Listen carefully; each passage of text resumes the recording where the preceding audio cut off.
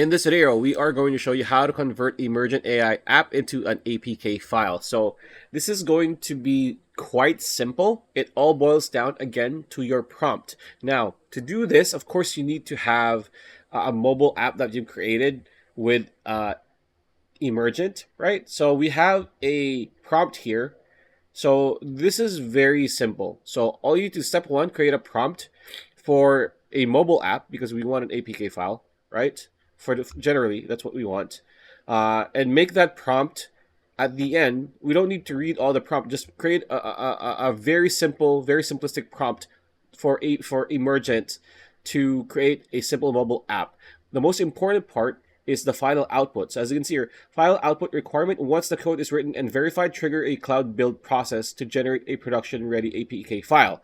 At the conclusion of your run, you provide a direct download link for the .apk so I can install it on an Android device immediately. So this is the most important portion. So once you're done, you want to click send, and it's going to go through the typical Emergent welcome introduction, and then it's going to ask you certain questions.